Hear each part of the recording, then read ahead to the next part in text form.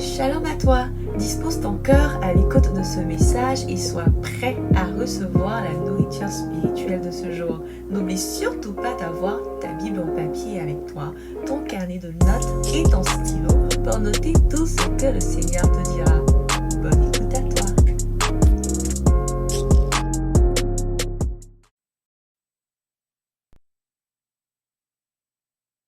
Je vais vous lire la page 85, je vais m'appuyer là-dessus.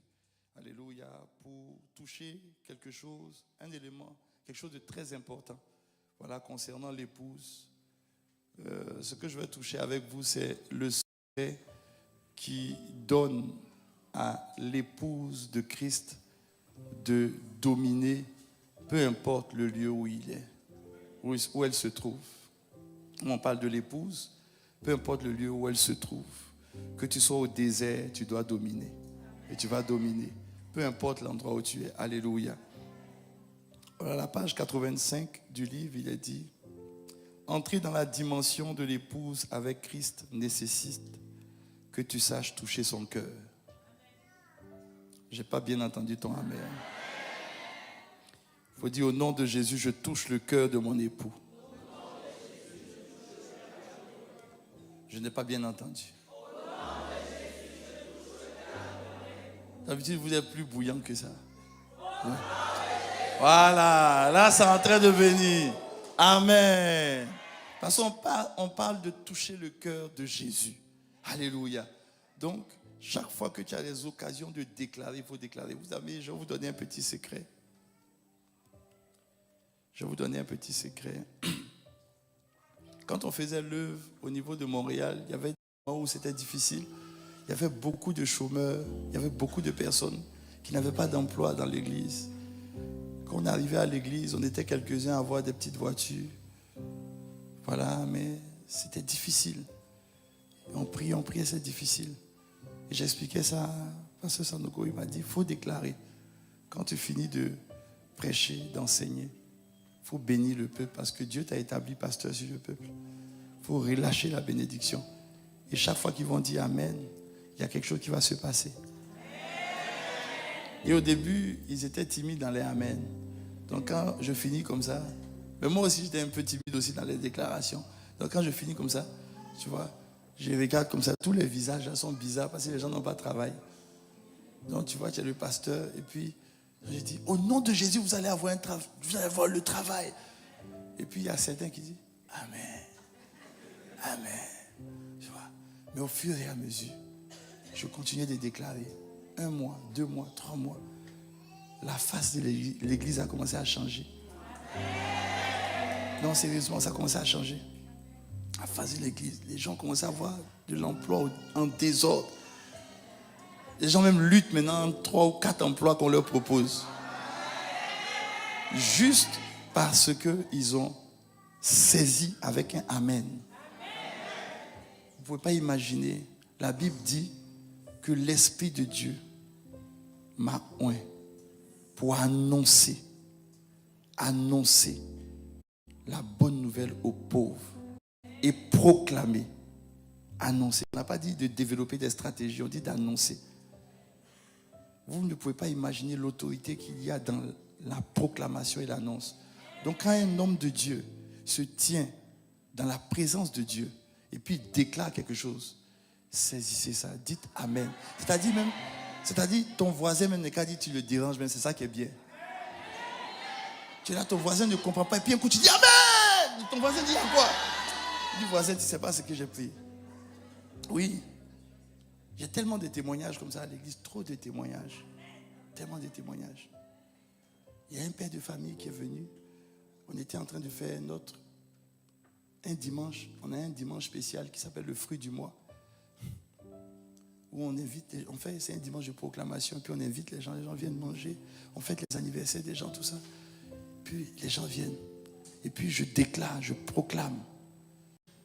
Et j'ai dit, il y a une personne ici qui cherche un emploi depuis près de 3-4 ans, ça ne va pas à la maison. Mais Dieu va te donner l'emploi de tes rêves.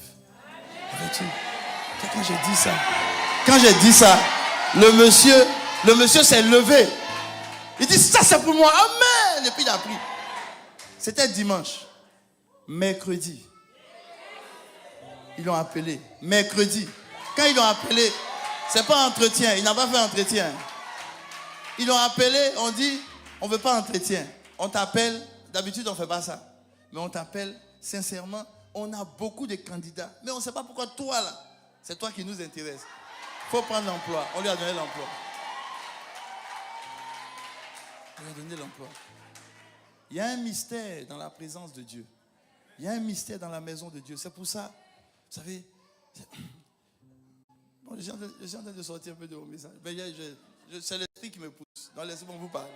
Je vous parlais de tout le cœur aujourd'hui. C'est l'esprit qui est en train de me diriger. L'esprit. Il y a un mystère. Vous savez, il y a deux choses. Il y a deux choses sur lesquelles Dieu reprend les enfants de Dieu. Deux choses. La première se trouve en Josué. Quand il a dit à Josué, prends courage. C'est le courage. Première des choses, c'est le courage. Josué est une figure de Jésus. C'est une figure de l'Église. Il dit, prends courage. Ça veut dire que ce que l'ennemi va attaquer dans ta vie, c'est ton courage. Le courage, c'est l'audace, c'est la foi. C'est ça. Maintenant, la deuxième des choses, la Bible dit, Dieu ne nous a pas donné un esprit de timidité. Ça veut dire ce qui fatigue beaucoup l'Église, c'est les deux. Quand tu arrives dans un emploi où tu es un chrétien, il n'a pas le courage d'affirmer que lui, il est chrétien. Il est quelque part, il n'a pas le courage de dire qu'il est chrétien. Le monde a fait tout pour voler le courage des enfants de Dieu. Et le monde a fait tout pour emmener les enfants de Dieu à être timides, à ne pas s'affirmer. On donne une parole, la parole t'intéresse et puis tu es assis comme ça. Amen. Non. Ah non, non, non, non, non. Tu cries Amen. Tu bondis Amen et tu sautes Amen. Alléluia. Donc je déclare sur ta vie que parce que tu es venu dans la maison de Dieu, tout ce que Dieu t'a promis, tu le reçois dans le nom de Jésus. Je déclare qu'en France ici, tu vas employer une multitude de personnes. Je déclare que les fruits merveilleux de ce sol te sont remis dans le nom de Jésus. Je déclare que le ciel s'ouvre sur ta vie dans le nom de Jésus. Je déclare que parce que tu es dans le cœur de ton époux, tout ce que ton époux a gagné sur cette terre, tu l'obtiens dans le nom de Jésus. Ça veut dire que tout lieu que foule la plante de tes pieds, il te donne. Donc il t'a donné la France. Il t'a donné la France. Je vois une multitude de personnes qui viendront vers toi pour te remettre des choses extraordinaires. Dans le nom de Jésus. Dans le nom de Jésus. À ce Francis, on va plus. Chômage, c'est terminé. C'est terminé. J'ai dit c'est terminé. C'est terminé. Tu vas avoir.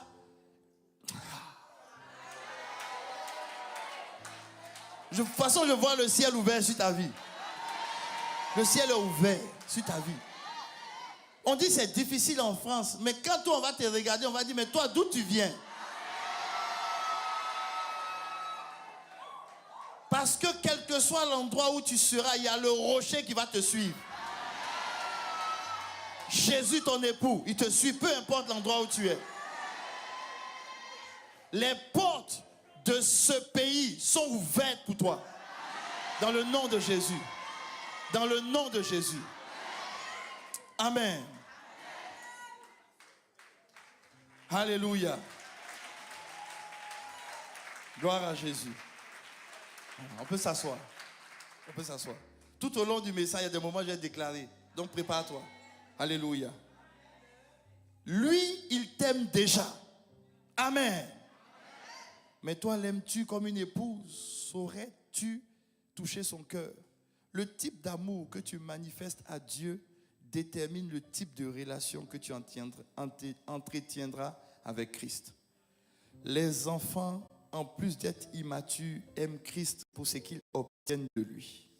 Les fils sont des chrétiens mûrs qui aiment Jésus-Christ comme modèle, c'est-à-dire amis. L'épouse aime Christ pour lui faire plaisir, lui donner ce qu'il aime. Alléluia. Et c'est dessus que je vais m'appuyer. La dimension de l'épouse, il y a quelque chose que la dimension de l'épouse transporte, qui fait que, quel que soit l'endroit où tu es, il y a des prières que tu n'as même plus besoin de faire. Sérieusement, il y a des prières que tu n'as plus besoin de faire. Tout ce dont tu as besoin, l'époux sait ce dont tu as besoin. Il va te le donner. Je vais t'expliquer ce que tu vas faire, l'attitude que tu dois avoir. La Bible dit en Romains 15, à partir du verset 5, on va prendre le verset 5 et suivant, donc 5 et 6. Tu as fait passer ma fatigue. Je suis en pleine forme. Alléluia. Je suis en pleine forme. Alléluia.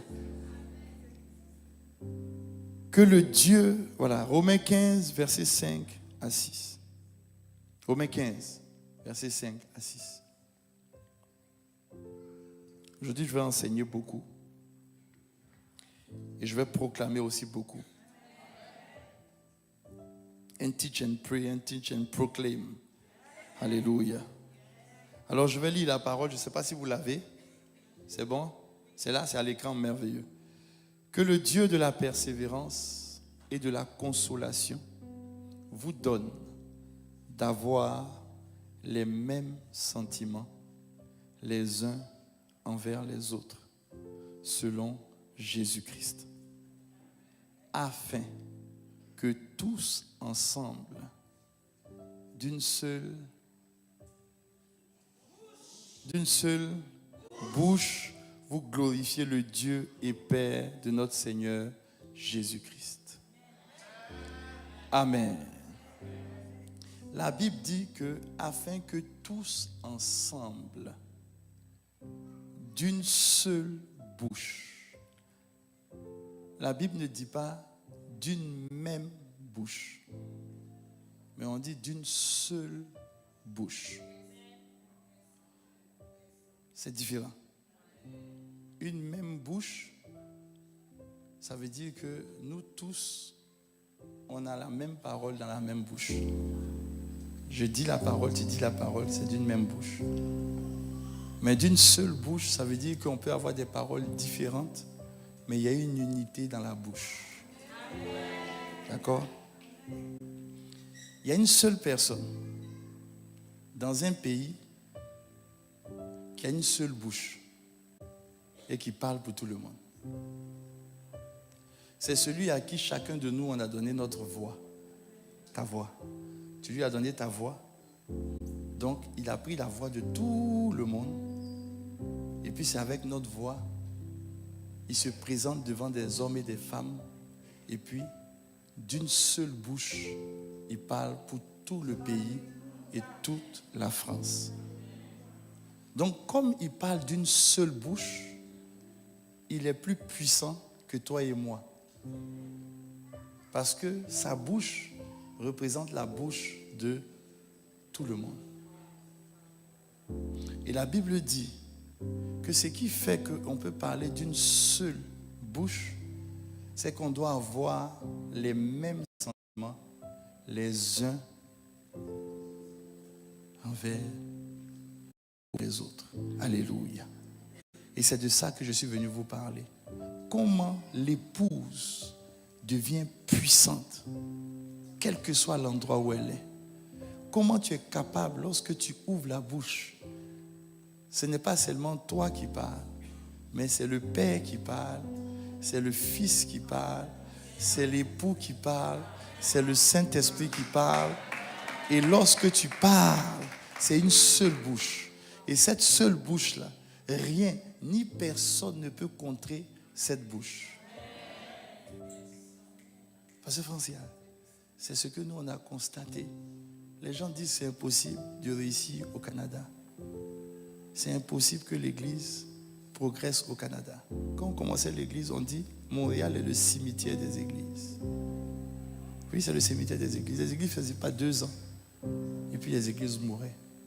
Aujourd'hui, par la grâce de Dieu, on aura une dizaine d'églises. Parce que, tu vas comprendre, ça ressemble à un exploit. Mais ce n'est pas un exploit. Ça doit être quelque chose de naturel pour toi. Dieu sait pourquoi il nous a envoyés en mission dans un monde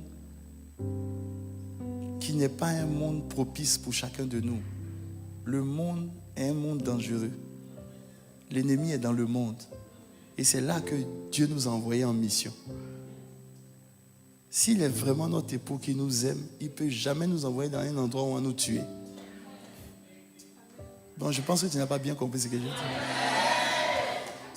S'il t'envoie dans quelque part, c'est parce qu'il sait ce qu'il t'a donné et puis il sait ce que tu dois faire. Tu n'es pas en France parce que la France te domine.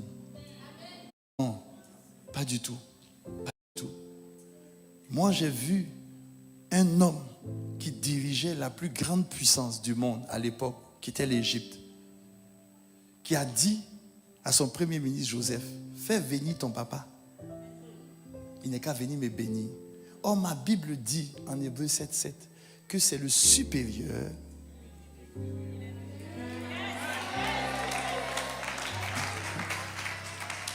Ce matin, est-ce que je peux te parler? Je peux. C'est le supérieur qui bénit l'inférieur. Lui, il avait une position dans le pays. Lui, il dirigeait les hommes. Mais dans le spirituel, il avait son supérieur. La France, elle nous a été donnée. Oui, elle nous a été donnée. Elle nous a été donnée. C'est pour ça que tu es là. C'est pour ça que tu es là. La Bible dit, la création tout entière soupire. Après la dimension des fils révélés. C'est qui les fils révélés? C'est l'épouse. C'est toi et moi. Soupire. Et la Bible dit que la terre même, la terre attend notre révélation. Ça veut dire que la terre souffre parce qu'on n'est pas révélé. Parce qu'on n'est pas révélé. Et nous, on cherche loin ce que Dieu a mis à côté de nous. On cherche trop loin. Notre esprit va loin ce qu'il a mis à côté de nous. Il parle de sentiments. Il dit ce sont les sentiments qu'on a sur Christ. Ce sont ces sentiments-là qui vont nous donner d'être puissants. J'ai dit, mais Seigneur, comment ça? Il dit Philippiens 2, verset 5. La Bible dit en Philippiens 2, verset 5, ayez en vous les sentiments de Christ. Ayez en vous. On n'a pas dit, il faut avoir en toi la foi de Jésus. Non, on dit d'avoir les sentiments de Jésus. Mais quels sont ces sentiments-là? Pourquoi je dois avoir ces sentiments en moi? Et quand tu lis le passage, je ne sais pas, vous avez mis le passage merveilleux qui était en Jésus-Christ. Le verset 6, continuons avec le verset 6. Lequel, existant en forme de Dieu, n'a point regardé comme une proie à arracher, d'être égal avec Dieu. Verset 7. Verset 7. Oh Jésus. Mais s'est dépouillé lui-même. Attends. On n'a pas dit que Dieu l'a dépouillé. On n'a pas dit que Dieu l'a dépouillé. Excuse-moi. C'est pas ce qu'on a dit. On dit c'est dépouillé. Pourtant, mon Francia, il était égal avec Dieu. Je suis égal à Dieu. Mais moi-même, je décide de me mettre en bas de Dieu. Alléluia.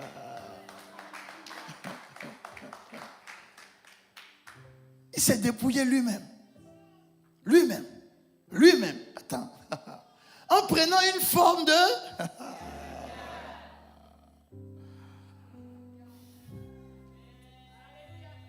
en devenant semblable aux hommes. La suite va te plaire. Allons-y au verset 8. Ayant paru comme un simple homme, il s'est encore lui-même. On n'a pas dit que Dieu l'a humilié. On n'a pas dit que Dieu l'a humilié, on dit qu'il s'est humilié lui-même. Lui-même. Se rendant obéissant jusqu'à la mort de la croix. Verset 9. Oh Jésus. C'est pourquoi.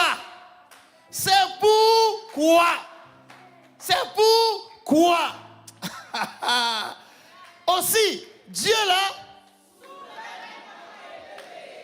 ça veut dire que quelqu'un qu'on élève souverainement, c'est quelqu'un qui s'abaisse lui-même, qui se dépouille lui-même.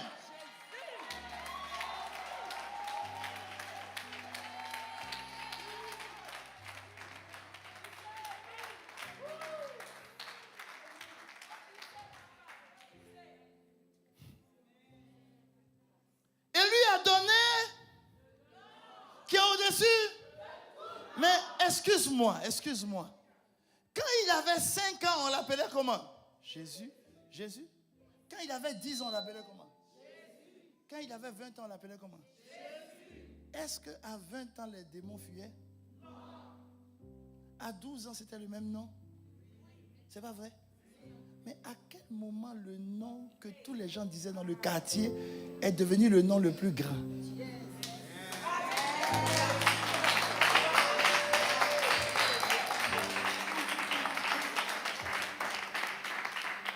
À quel moment c'est devenu grand? C'est devenu grand quand lui-même, il s'est dépouillé, il s'est humilié et il s'est abaissé.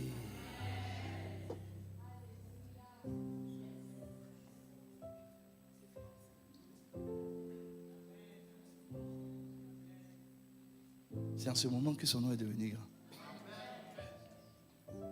Ayez en vous le sentiment qui était en Christ. Le sentiment que je suis venu vous expliquer aujourd'hui. Ce que je suis venu vous expliquer aujourd'hui, ça s'appelle le sentiment de la soumission volontaire. La soumission volontaire. Jésus dit ceci, et ce mot-là m'a choqué quand Jésus disait ça. Mais les gens n'ont pas compris, c'était la dimension de l'épouse. Parce que Sanogo explique ça beaucoup. Jésus dit, vous m'appelez Seigneur, Seigneur, et puis vous ne faites pas ce que je dis. Quand nous on entend Seigneur, Seigneur, nous on a l'impression que Seigneur, Seigneur, quand on dit Jésus est le Seigneur, il y a 2 interprétations de Seigneur. Il y a Seigneur, le maître de tout, mais il y a Seigneur Adonai. C'est le même Seigneur. La Bible dit que Sarah appelait Abraham, son mari, son Seigneur. Or, Seigneur, là, c'est Adonai. Adonai en hébreu, ça veut dire qu'il est le propriétaire. En d'autres termes, Sarah était en train de dire, je ne m'appartiens pas.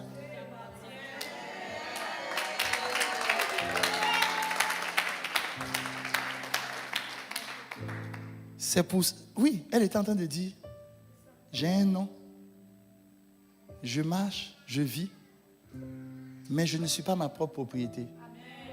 Je t'appartiens. C'est parce qu'elle lui appartient qu'il a dit, écoute, tu sais, c'est chaud sur moi, va tu en marier le monsieur là. C'est pas vrai? Et puis elle est partie le marier. Parce qu'elle savait qu'elle ne s'appartenait pas elle-même. Pourquoi l'Église, la dimension de l'épouse, quel que soit le pays où ils sont, ils ne font pas des exploits? Parce qu'ils n'ont pas ce sentiment de soumission volontaire. Ils ont une soumission conditionnée par les circonstances, les événements, la galère, la souffrance et tout ce qu'ils traversent. Ça, ce n'est pas une soumission qui va t'élever. C'est une soumission qui va envoyer le secours de Dieu, mais ça ne va pas t'élever.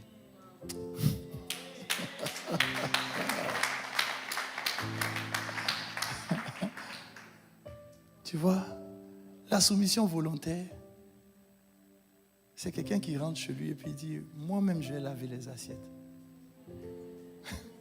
On ne lui demande pas pardon. Et puis il dit, moi-même je vais laver les assiettes.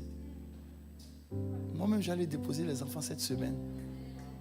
Moi-même je vais m'occuper de tout ce que tu ne peux pas imaginer. Ça s'appelle une soumission volontaire. Je suis venu te parler de la soumission qui va faire que, en France ici, là, les gens vont dire la France est difficile. Mais pour toi, ça ne va jamais être difficile.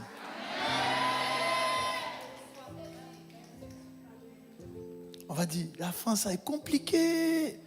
Mais pour toi, ce n'est pas compliqué. Ce n'est pas compliqué. Tu vas apprendre à te dépouiller toi-même. À t'humilier toi-même. À te soumettre toi-même. Mais regarde ce que la Bible dit. Cette soumission, elle commence par quoi? La Bible dit, il n'a pas regardé son égalité à Dieu comme une proie à arracher. Non. Ça veut dire qu'il y a véritable soumission. Que lorsque la personne qui est en face de toi, vous êtes égal. Je répète.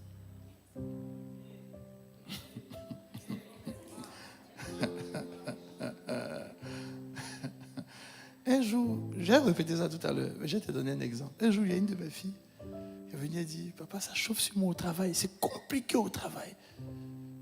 La personne qui me fatigue, on a le même poste, même qualification. Mais la personne, elle est en train de me terroriser. Je lui ai dit, va te soumettre à elle. Non!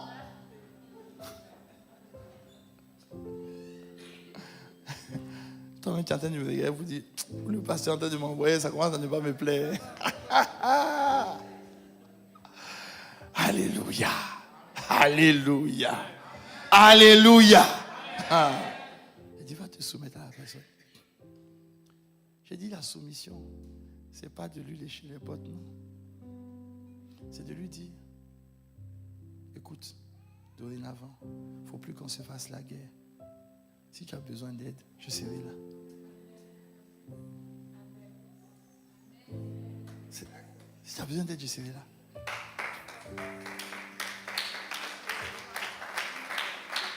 Si tu as besoin d'aide, je serai là. C'est tout. Mais à partir d'aujourd'hui, il ne faut pas me considérer comme quelqu'un qui te combat. Non. Tout ce dont tu as besoin, tu veux, viens me voir. Elle est allée faire ça. Aujourd'hui, elle est puissante dans son travail.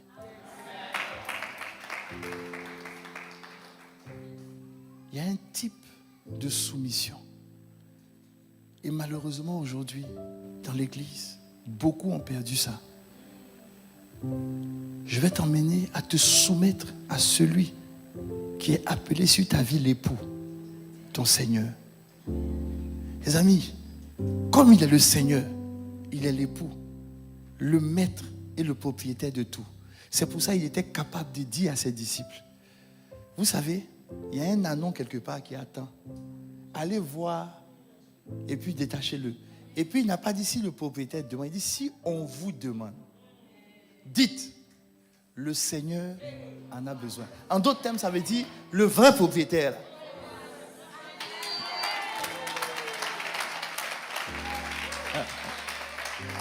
Il est le vrai propriétaire. Il est le vrai propriétaire. Il est le vrai propriétaire. Il est le vrai propriétaire. Pourquoi tu dois te soumettre à lui? Parce que quand la Bible dit que la terre soupire après la révélation des enfants de Dieu, c'est parce que la terre lui est soumise. Donc la terre combat tous ceux qui ne sont pas soumis au maître de la terre.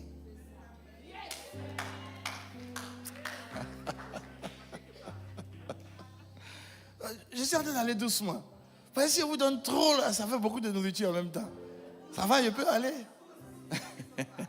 Alléluia. Vous savez, je suis sorti de l'école du pasteur Sanogo.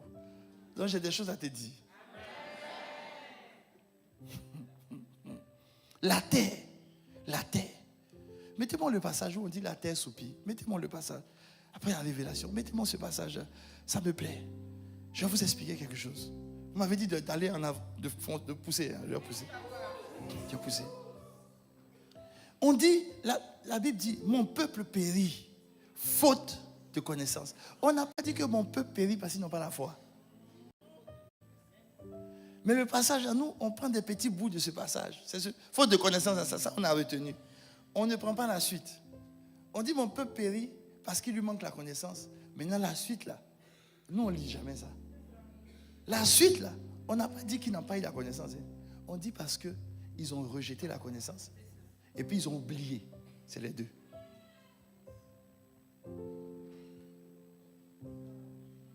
Mais tu as déjà vu quelqu'un de saint, de bien portant, qui rejette quelque chose qui peut lui faire du bien?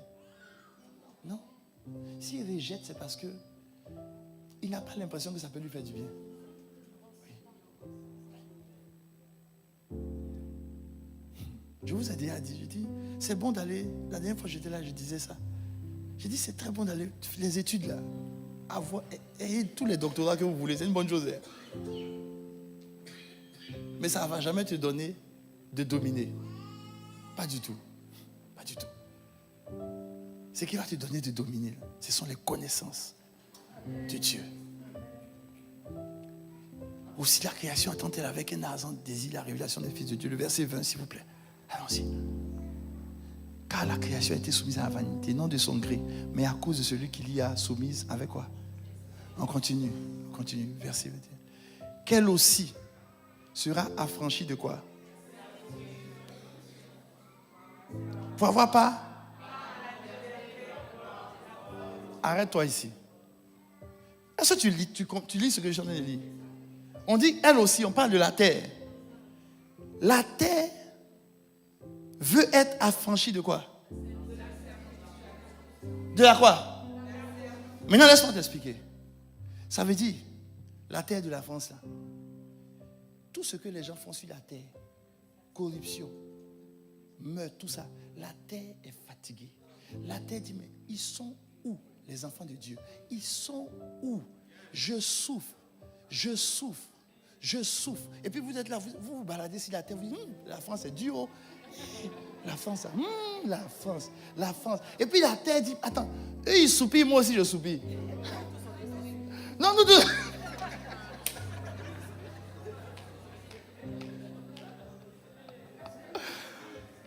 C'est une chorale de soupirs.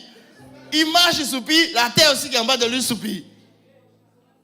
Mais quand lui il soupire, il ne sait pas que la terre, mettez-moi le passage s'il vous plaît, vous allez voir. Il ne sait pas que la terre soupire parce qu'elle veut avoir part à la liberté de qui? Ah! La terre te regarde, puis la terre dit, mais est-ce qu'il sait qui il est?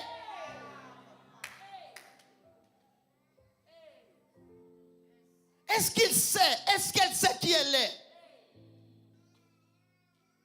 Et puis la terre dit, mais elle a été, le monde l'a trompée. Le monde lui a expliqué qu'elle est intéressante à cause de ses make-up. Le monde lui a dit que c'est quand elle met des jolies mèches qu'elle est intéressante. Et puis la terre dit, elle ne sait pas que même sans ça, elle transporte une gloire. Elle transporte une gloire. La gloire, elle marche avec cette gloire. Et puis la terre dit, mais quand est-ce que je serai moi aussi libéré?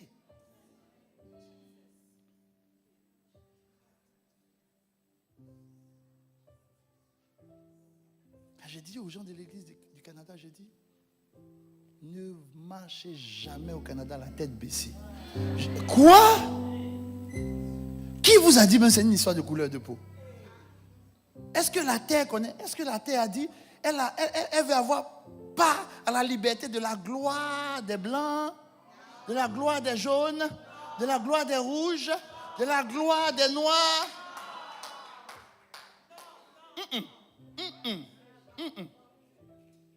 Non. Il y a une dimension de révélation d'enfant de Dieu. De l'épouse là. La terre dit c'est ça que nous on veut. Peu importe sa couleur. Ce n'est pas la couleur qui est importante. C'est ce qui transporte qui est important. C'est pour ça, quel que soit l'endroit où on te met, regarde, te met même dans le désert. Ce n'est pas un problème. Créateur du désert, là, lui là, c'est lui qui est ma gloire. Oui, oui. Il est Adonai, ça lui appartient.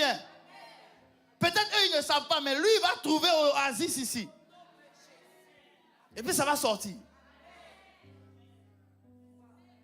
Mais pour ça, la terre ne peut reconnaître que ceux qui sont soumis à l'époux. C'est ce que la terre reconnaît. Ceux qui sont soumis à l'époux. C'est ça que la terre reconnaît. Quand j'ai dit, la seule chose qu'un homme doit faire, ce n'est pas de faire plein de stratégies, plein de ceci, plein de cela. Non, il y a un seul secret pour dominer. C'est ce que Jésus a compris. Jésus s'est soumis au Père. Il s'est soumis totalement. À un moment donné, même tu avais l'impression qu'il était rien. Mais aujourd'hui, quand tu dis au nom de Jésus, tout genou fléchit, toute langue confesse.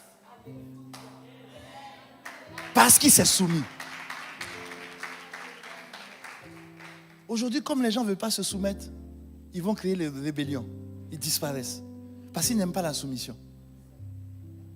La soumission, c'est le secret de la grandeur, de l'élévation, de la puissance. La dernière fois, ils étaient en train de faire le top des personnalités qui ont marqué le monde. Ils ont mis Mandela en premier.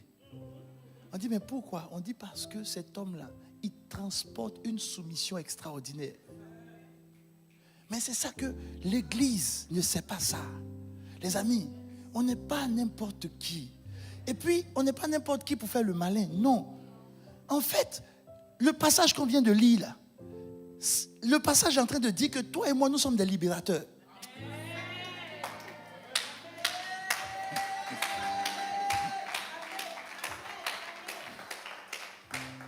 Je ne suis pas une victime sur la terre. Je suis un ambassadeur. Je ne suis pas une victime, je suis un libérateur. Oui. Moïse pensait qu'il était une victime jusqu'à ce qu'il comprenne que c'est lui le libérateur. Je ne suis pas... Non. Non. Maintenant, qu'est-ce que le système du monde a créé? Le système du monde a créé... C'est-à-dire que le monde s'est organisé de telle sorte que tout ce qui est soumission, on trouve que c'est avilissant. Maman Francia, on a l'impression que c'est avilissant. Mais maman Francia, je vais t'expliquer quelque chose. La Bible dit ceci. On dit, Dieu est le chef de Jésus. Jésus est le chef de l'homme. L'homme est le chef de la femme. Quand tu lis ça, tu as l'impression que la femme, là, elle est en bas comme ça et puis on l'écrase. Ce que les gens ne comprennent pas, c'est que quand on regarde toute cette chronologie-là, ça signifie que pour atteindre la femme, il faut d'abord toucher Dieu. Il faut toucher Jésus. Il faut toucher l'homme. Et puis il faut toucher la femme. Ça veut dire que la soumission, c'est une protection.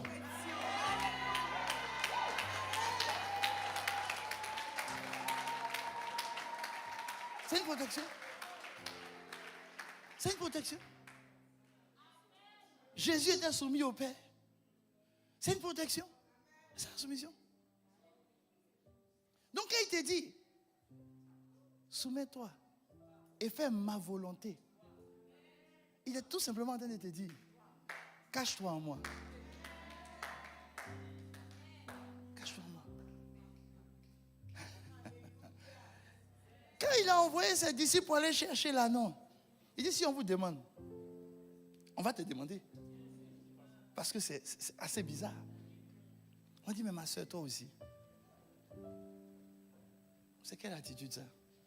Dimanche, au lieu de prendre tes enfants pour aller jouer au soccer, au football, pour aller faire des activités, il faut passer toute votre journée à l'église. On va te demander, mais ça veut dire quoi ça? Tu vois? Il dit, si on vous demande, dites. Le Seigneur en a. Il en a. Il en a. C'est tout. On te demande, Dieu a besoin de moi dans sa maison. Et tes enfants, il a aussi besoin d'eux. Il en a besoin. C'est tout. On dit, mais pourquoi tu prends tout ton argent pour mettre dans la campagne de Dieu? Parce qu'il en a besoin. Mais comment tu peux prendre ton argent? Tu dis non, en fait, c'est pas mon. Ça ne m'appartient pas. Je ne suis pas propriétaire. On dit, mais toi aussi, ta vie encore, comment tu peux jouer ta vie? Non, ce n'est pas ma vie. C'est pour lui. C'est pour lui. Il en a besoin. Les amis, quand on est arrivé au Canada, pour moi, je m'en vais faire ma petite carrière bancaire. Tranquillement, on s'en va faire nos petits trucs, tranquille. Je ne savais pas que Dieu avait besoin de ce qui lui appartient. Mais vous savez, les amis, la soumission, c'est magnifique. Quand j'ai mis tout ça de côté, je n'aurais jamais imaginé que je pouvais servir Dieu. Je ne pouvais jamais imaginer ça. Et je suis en train de le servir. Ce que je pouvais me battre dans le monde pour avoir un peu seulement. Sans sueur. Sans sueur. Souvent tu es là comme ça. Et puis ça vient te trouver là où tu es. Oui, ça vient te trouver. Ça vient te trouver. Ça vient te trouver. J'ai dit, Seigneur. Il dit, c'est ça le mystère de la soumission. Il dit, c'est ça le mystère de la soumission. J'ai dit, Seigneur. Il dit, est-ce que tu sais que... Bon, je peux vous parler un peu, hein? Bon, j'ai encore 10 minutes. Il y a des choses à vous dire. Jésus. Il dit, vous savez, la Bible dit que Jésus est le consommateur puis l'auteur de la foi. L'auteur de quelque chose, ça veut dire qu'il connaît sa chose. Mais est-ce que vous savez que celui qui connaît sa chose là, il a parlé de plusieurs catégories de foi, dont la petite foi et la grande foi. Oui, ça veut dire qu'il y a une grande foi qui existe.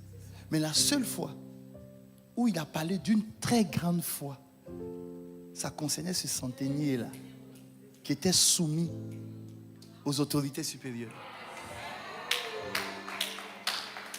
Ça veut dire que celui qui se soumet lui-même, tu ne joues pas à sa foi.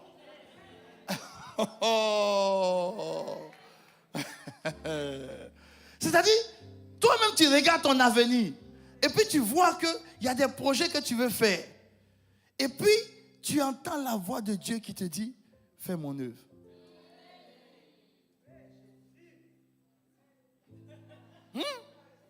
Tu as fait quoi? Si tu fais, tu abandonnes. Donc tu te soumets toi-même. Écoute-moi, toi-même. Les amis, pour réussir à faire ça, il faut vraiment avoir la foi que celui que tu es en train de suivre, tu ne vas jamais mourir avec lui. C'est ça là que le diable est venu retirer dans beaucoup d'enfants de Dieu. Ils ont l'église. Ils viennent à l'église pour bien encadrer leur vie. Mais ils ne sont pas dans la dimension de la soumission sacrificielle. Ils ne sont pas dans cette dimension. J'ai commencé depuis quelques années à étudier les églises à forte croissance missionnaire sur la terre. Et je me suis rendu compte que l'église qui aujourd'hui est passée à un autre niveau, elle n'est pas évangélique. Hein? Ah, laissez-moi vous dire, ce n'est pas évangélique du tout. Ah non, non. C'est quasiment même une secte. Les Mormons, vous les connaissez? Mais ils sont dangereux. Ils ont une dimension de soumission sacrificielle terrible. Terrible. Est-ce que vous savez que les hôtels Marriott, c'est pour eux? Oui, Marriott, c'est eux. Ils ont mis des hôtels dans chaque aéroport. Parce qu'ils envoient des missionnaires chaque année dans les aéroports. Ils descendent, ils dorment dans les aéroports, puis ils vont en mission. J'ai dit, mais donc, je fouille. Et je me rends compte que chez eux, si tu es chez eux, tu travailles, mais tu as le droit. C'est-à-dire que toi-même, tu sais que tu dois prendre un an sabbatique à tes propres frais. C'est-à-dire que tu économises et puis tu prends un an sabbatique et puis tu te lèves toi seul avec une autre personne. Vous êtes deux, vous allez dans un pays que tu ne connais pas. Et puis toute l'année, tu vas évangéliser là-bas. Et puis tu fais le rapport à tes propres frais. C'est ce qu'ils font. C'est ce qu'ils font. Ils se sont tellement organisés qu'on dit si les États-Unis tombent, eux là, eux seulement, leur communauté là, ils peuvent tenir 100 ans pendant que tout le pays est à terre. Oui, ils se sont organisés comme ça. Pourquoi? Parce qu'on leur a enseigné la soumission. Ils sont devenus puissants parce qu'ils se soumettent.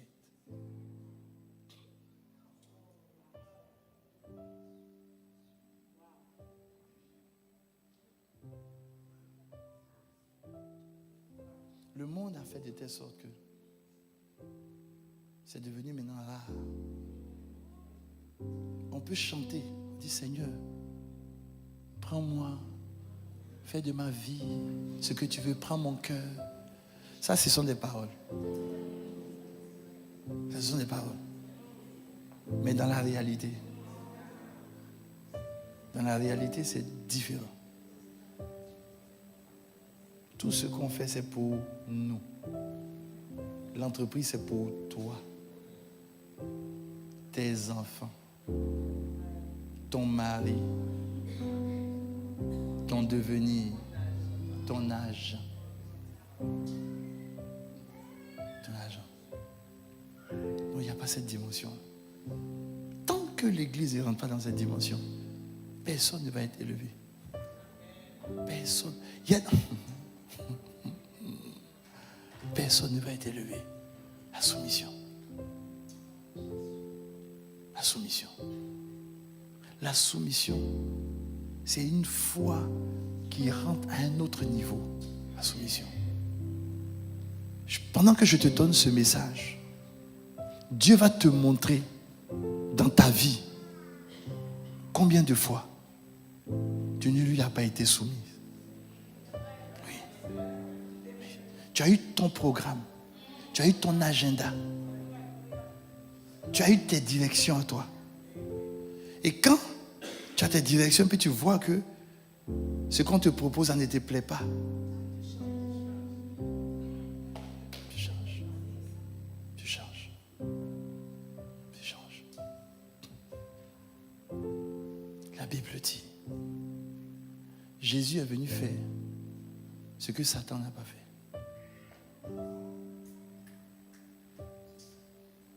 Satan avait son agenda.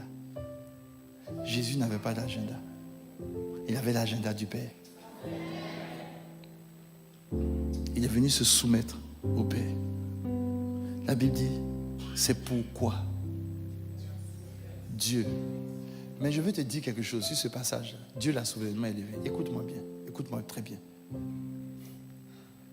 On n'a pas dit la société l'a élevé. On n'a pas dit ses disciples l'ont élevé. Mais on dit Dieu l'a élevé, mais il y a quelque chose. Quand Dieu t'élève, il t'a élevé. Mais on dit Dieu l'a souverainement élevé. Ça veut dire qu'il y a deux catégories d'élévation. Il y a une élévation et puis il y a une élévation souveraine. Ce qui est souverain, personne ne peut toucher. Je pensais que je parlais à quelqu'un.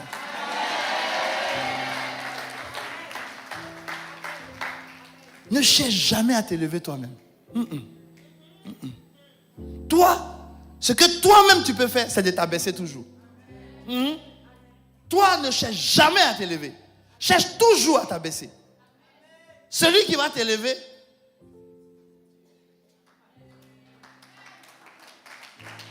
c'est Dieu. C'est Dieu.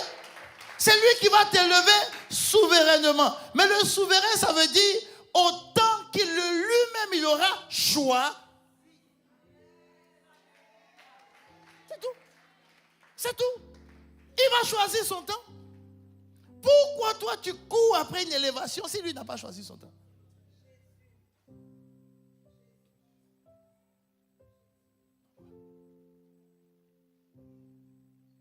Ce qui te demande toi, c'est de t'abaisser toi-même. C'est de te dépouiller toi-même. Se dépouiller, c'est quoi? C'est de mettre de côté ses ambitions. Le Seigneur m'a dit, mets tes ambitions. Moi, j'avais ambition, je voulais créer banque. J'ai posé ça, j'ai posé. J'ai mis de côté toutes les ambitions. Quand j'ai mis ça de côté, j'ai été surpris de voir comment Dieu a commencé à nous utiliser. Surpris. J'ai un ami qui m'a appelé, il dit José, attends. Je t'appelle. Tu sais pourquoi je t'appelle? J'ai dit pourquoi? Il dit, faut me dire que c'est pas vrai. J'ai dit quoi, qu'est-ce qui n'est pas vrai? Parce que lui, il est aussi un écrivain. Il dit, je suis allé sur Amazon. Tu as écrit plus de 30 livres. J'ai dit oui. Il dit non. Les amis, si je t'explique mon processus pour écrire, moi-même, je ne sais même pas. Je suis là le matin, comme ça vient, fini d'écrire, puis c'est fini. Fini. Parce que j'ai mis mes projets de côté. C'est lui. Je ne m'appartiens pas. Il y a des moments où il va te dire, tais-toi. Il y a des moments où il va te dire, calme-toi. Il y a des moments où il va te dire, ne parle pas. Il y a des moments où il va dire, vas-y doucement, ne cours pas. Mais c'est lui qui a l'agenda, pas toi. C'est lui qui a l'agenda, pas toi. Tout ce qui est à toi, ça lui appartient. Ça lui appartient. Je vais terminer avec ça. Comment tu vis la soumission dans ta vie de tous les jours?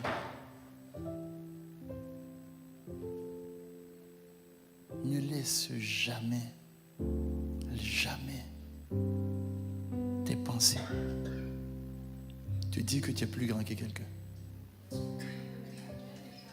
Jamais.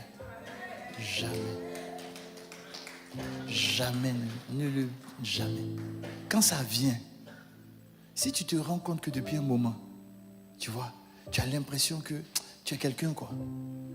Tu as quelque chose. Ou bien parce que toi, tu raisonnes un peu mieux que quelqu'un. Va trouver des personnes et puis humilie-toi volontairement. J'ai dit, tu vas voir ce que Dieu va faire avec toi.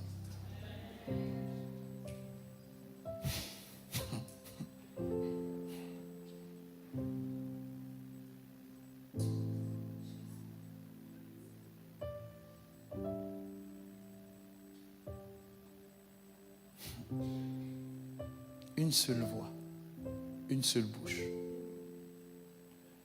Tous ceux qui s'humilient volontairement, leur bouche est puissante. Leur bouche est puissante. Qu'ils croissent et que je diminue. Qu'ils grandissent et que je diminue. L'entreprise que tu as commencé à mettre au point, tu avais ton agenda. Tu reprends l'entreprise, tu reviens devant lui. Jésus, quel est ton agenda? Quel est ton agenda? Jésus, je croyais que je suis venu en France pour me chercher. Mais au fond, je ne suis pas venu me chercher. C'est toi qui m'as envoyé ici. Me voici. Me voici. Je me soumets à toi. Ce que tu veux que je fasse, je le ferai pour toi. Et puis tu vas voir ce que Dieu va faire. J'ai dit, je vais terminer avec quelque chose. Ce que j'ai découvert, c'est que la richesse d'une nation elle ne vient jamais dans la main de ceux qui le méritent. Jamais. Je vous dis jamais. Non, jamais. Jamais. Jamais. La richesse d'une nation ne vient jamais dans la main de ceux qui le méritent. C'est pour ça que vous allez voir que 20% ont toutes les richesses du pays, pendant que 80% sont en train de souffrir. Donc ça signifie que les richesses là, ce n'est pas des richesses justes.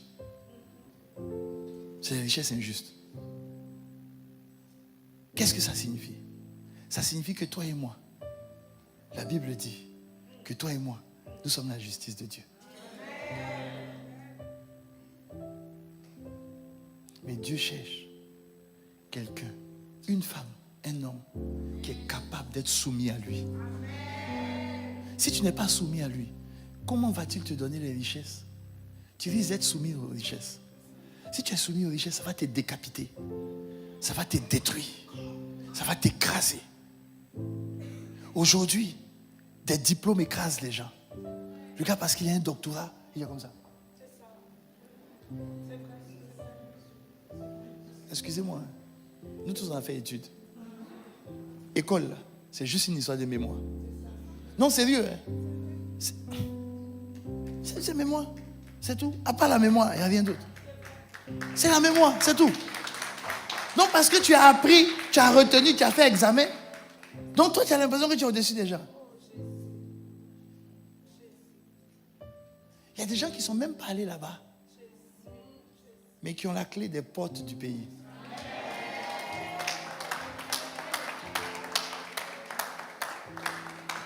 Ceux qui ont la clé des portes du pays, c'est ceux à qui il dit, tout ce que vous allez lier sur la terre sera lié dans les cieux. Tout ce que vous allez délier sera délié là-bas. Nous, on a les clés. On a les clés. Maintenant, ce que l'époux attend, c'est la soumise. Quand il y a la soumission, les richesses de l'époux sont partagées à l'église. C'est partagé à l'église. Je suis venu, pas seulement te donner un message. Je suis venu prophétiser sur ta vie. Tu deviens puissant.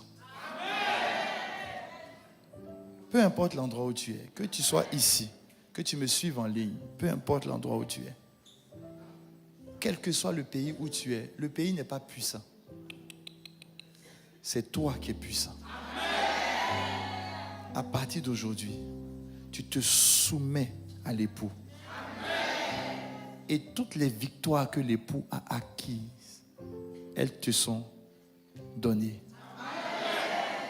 Il a vaincu les dominations. Aucune domination dans le pays où tu es ne peut te vaincre. La Bible dit qu'il est devenu pauvre pour que toi tu sois enrichi. Je déclare à partir d'aujourd'hui que la richesse et l'argent sera commune dans ta maison. Ah oui, ça va être commun dans ta maison. C'est-à-dire quoi? C'est-à-dire que l'argent ne t'effraiera plus. Non. Je déclare à partir d'aujourd'hui que d'ici, des hommes et des femmes vont se lever et elles vont toucher le monde entier.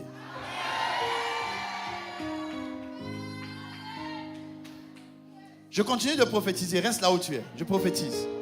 Je prophétise sur ta vie. Je prophétise que parce que nous sommes rentrés dans la dimension de l'épouse, tu rentres maintenant dans la dimension où l'épouse a la gloire de l'époux. Toute la gloire de l'époux t'appartient.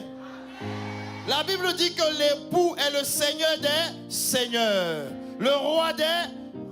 Ça signifie qu'aucun domaine, aucun lieu, quel que soit l'endroit, il domine tous les domaines.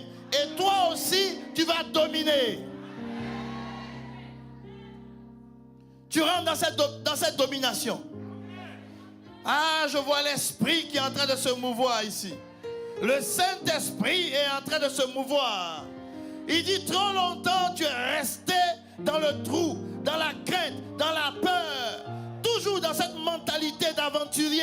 Non, tu n'es pas un aventurier, tu es un libérateur, tu es une libératrice. Tu es venu ici en France en tant que libérateur, libératrice. Il y a des hommes et des femmes qui soupirent après la révélation de qui tu es. La terre de la France soupire après la révélation de qui tu es. Je déclare et je proclame et j'annonce aujourd'hui que la libératrice s'est levée, que le libérateur s'est levé. Dans le nom de Jésus, ta vie a changé à partir d'aujourd'hui. Tu deviens une autre personne, remplie de son onction, remplie de sa vie. Commence à prier, prie, prie, prie, déclare. Rebrado sayabrese, alebrado siababababa sote, ribakaya bradesa. Merci d'avoir écouté cette prédication. Si ce message t'a fait du bien, n'hésite pas à liker, commenter et à partager cette vidéo à tes proches. Abonne-toi à notre chaîne YouTube pour ne rien manquer des prochaines publications. Que Dieu te bénisse.